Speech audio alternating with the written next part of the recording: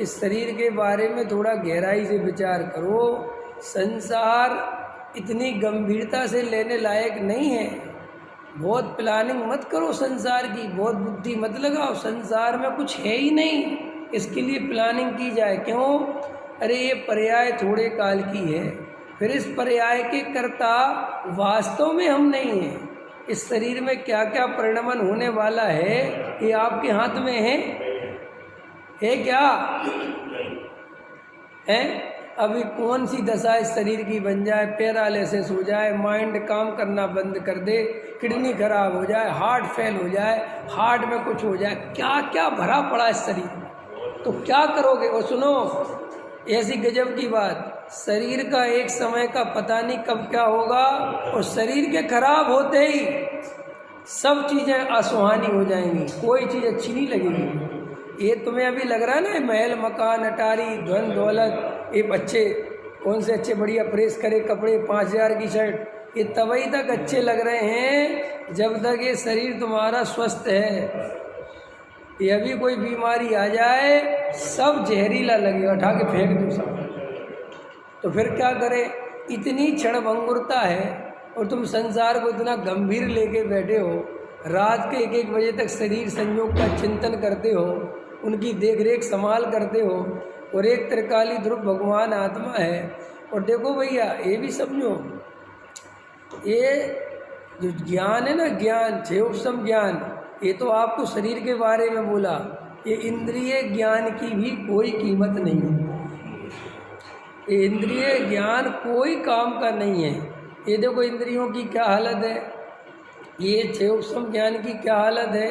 अब भी जरा सा कोई ऐसा स्थिति बने सब भूल भाल जाओ, कुछ याद नहीं रहे, कुछ पता ही नहीं रहे आपको। अभी अपने बिल्कुल थोड़े दिन पहले की घटना है, ज़्यादा समय पहले की घटना नहीं है। अभी अपने विद्वान संजीव जी भाई साहब का हुआ था कि नहीं, ट्यूमर हो गए, सब ब्लैंक, सब भूल खत्म, कुछ याद नहीं। ये छेउपसम ज्ञान का क्या करोगे? एक मिनट में इतना ऊपर चला जाता है, और ऐसा होता है, ऐसी विचित्रताएं बनती है, सब खत्म हो जाता है। तो इसलिए इंद्रिय ज्ञान का भरोसा नहीं करना। और ये इंद्रिय कभी सच्चाई नहीं दिखाती। इंद्रिय ज्ञान कैसा है? भ्रमित करने वाला, ये कोई सच दिखाने वाला नहीं है।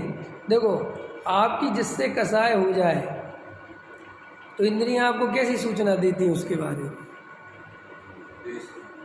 द्वेष रूप। आपको कसाय है ना, तो इंद्रियां आपको सम्यक ज्ञान नहीं कराती, जैसी कसाय वैसा ज्ञान।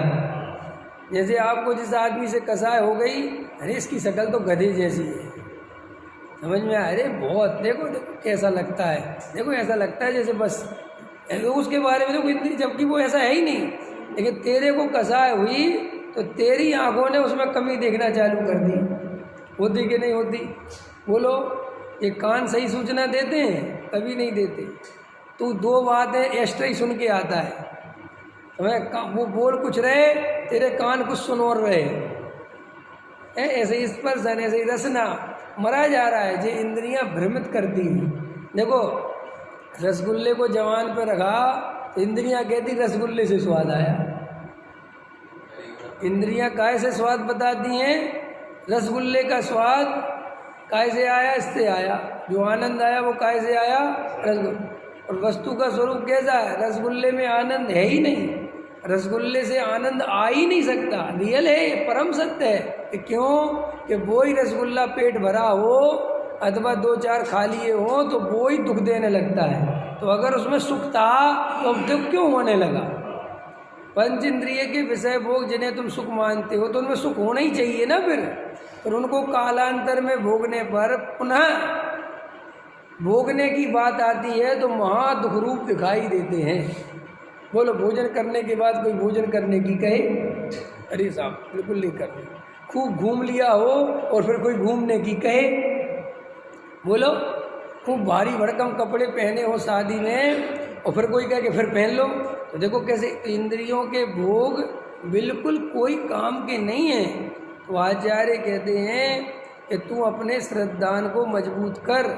इन विषय भोगों का, संयोगों का शरीर का कोई भरोसा नहीं है।